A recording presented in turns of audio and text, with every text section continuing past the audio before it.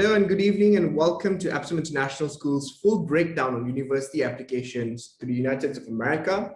We've seen the end of a Trump era and over 43% of the US population vaccinated as of today. All this points to it being an appropriate time to start reigniting the flame of studying overseas, especially in the USA for most of us here. I'm Vishal Sidhu and I'm going to be moderating this session today. So make sure you've grabbed some light snacks and drinks. This is going to be fun-filled, but a very informative and long session for everyone tuning in. We're going to cover the whys, hows, whats, whens, and everything that you could possibly fit in this one single hour session. Along with us today, we have Kate Brown, who's also a keynote speaker and Epsom's Director of Higher Education. She's had over 20 years of teaching experience in the UK, South Korea, and now Malaysia. She's single-handedly placed over 1,000 students into universities all over the world. So we're definitely very fortunate to have her expertise on board with us today. Alongside, we also have Pete, the CEO of Teleport, who has worked all over Asia, leading projects with the Royal Thai government. He set up a new Asia airline affiliate program all across ASEAN, in particular in India with the Tata Group and in Japan with Rakuten. Pete has also graduated with honors from the University of Cambridge and Harvard University. So we have a very vibrant group of panels that are with us today. And before we begin with this webinar, please feel free to leave any questions that you might have with regards to applying to the US in the chat box or in the Q&A option that you have on the Zoom bottom line. If you want to tweet to us, just use the hashtag Epsom2021. Let's dive into this webinar by taking a step of caution and just take a moment to evaluate why would the US be a bad option to apply for universities in the first place? Pete, what are some reasons someone shouldn't even think about applying to the US? Hi, Vishal, and hi, Kate. Thanks for having me today. Good of you not to try to pronounce my last name because it's very long. And I also didn't leave it in the chat so people wouldn't feel worried to ask me questions. But I'm Pete. I'm from Thailand originally, but I live in Malaysia now. And obviously the question is a pertinent one, and my honest, simple answer is apply. Please apply. Nowadays I think the world has, I'm not that old, but the world has significantly changed from the last time when I applied. And even then people were saying the same things about how competitive it is, how difficult it is, how the world is changing, etc. But the reality is, if you don't try, you don't really know. And also, the more you try and the more universities you apply to, the more you get better at the process. And make no mistake about it, it's a game of the process as much as it is a game for talent. So, that's my short answer to your question, Vishal. So, okay, that's a pretty interesting way to be able to tackle that question. Right, without wasting any more time, let's take a look at our keynote presentation for today. So Kate's going to be presenting about why you should apply to the US and at the same time take a stab at the step-by-step process for university applications to the United States of America as of 2021. Over to you, Kate.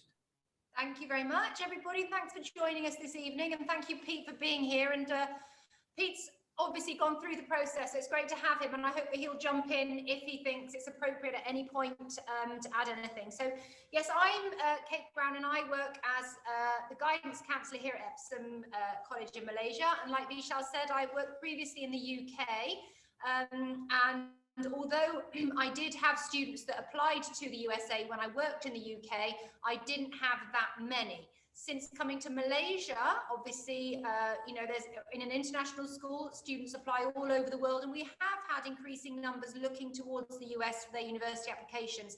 And I do get asked similar questions on a regular basis. So that's why we're doing this webinar this evening, is to kind of dispel some myths and to walk you through the process and to allow you to plan ahead, because applying to the USA is a very different process to applying to the UK.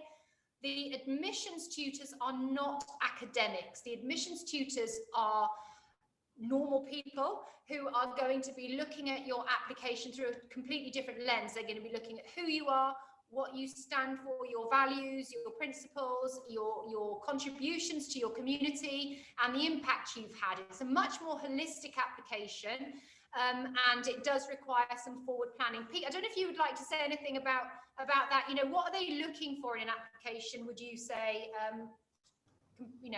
compared to the UK then, from your point of Yeah, view? I mean, Kate, you started off, I think, the introduction really well, which is, maybe a little bit of background. I applied to the UK and the US. And when I applied to the UK, I went through the UCAS system, as well as some of the parents may know, that's a common system where you provide a common application and you choose 6 universities. On top of that, obviously, because I applied to Oxbridge, I went through a specific kind of Oxbridge program. But what I realized pretty quickly was when I applied to the US and, my parents were a little bit extra zealous, and I applied to 25 US universities, right, for context. And I didn't get into all 25, but I just need to get into one. And what I realized is the 2 systems and the 2 approaches, from the application all the way through to who's assessing the application, is completely different, right? So with the UK, for example, particularly Oxbridge, which I guess is the closest analog to Ivy League schools and the such, it's extremely academically inclined. So it's based on, the subjects that you have, kind of chosen for your O and A levels. It's based on a degree that you are applying for, meaning that you choose your degree up front, and that determines, the interviews and the application process. It's, there is a whole kind of focus on grades and essentially kind of, meeting the minimum threshold to apply and also to obviously get past the conditional offer eventually. In the US, it's extremely different in the sense that you don't, first off the bat, you don't declare your major. You don't declare what you want to study. It is assumed that nobody knows what they want to study. Therefore, if that's not the context to which you apply, the most important thing to highlight is, why does it matter that, you as an individual are kind of going to be, the perfect kind of candidate for a broad-based, kind of education that you can figure out what you want to study later, but you have certain things intrinsic to you which they're looking for. So it's really more focused on you versus the subject matter. And I think that's the most obvious difference. The second difference is, in the US, basically you have no constraints. You can apply to as many universities or to as little as you want.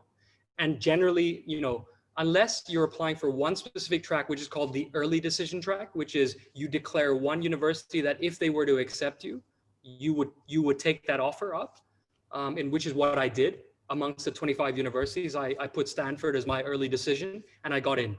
And that was, that determines to some degree the path out, because, it is generally assumed that if you were to choose that, then that's the university that you have as your number one.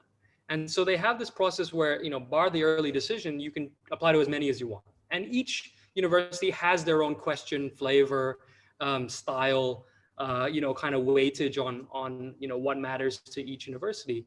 And it is assumed that each candidate is applying to multiple universities. It is not assumed that, like even in Oxbridge, you apply to Cambridge or Oxford, like you choose one. And so the basis to which people apply is completely different, and therefore that sets the tone for how you stand out. And so, before I obviously keep rambling on, maybe I stop there for a second. Kate, did that help? No, absolutely, that does help. So it's a completely, as we can see, the UK is really focused on your specialism, and it's completely focused on academics. And in that way, it's a much simpler process, and you can kind of, leave everything till the last minute, really, because all the admissions tutor who is an academic, who loves their subject and has dedicated their life to their subject, that person is going to be seeing, are you a best match for their course? Whereas for the US, it's not an academic looking at the application. They're not looking at you studying one specific subject. And so, like Pete says, they're taking a much more holistic approach, and your application therefore is going to be much broader, and they will be looking at your sort of personal development really from year 10, as we're going to show.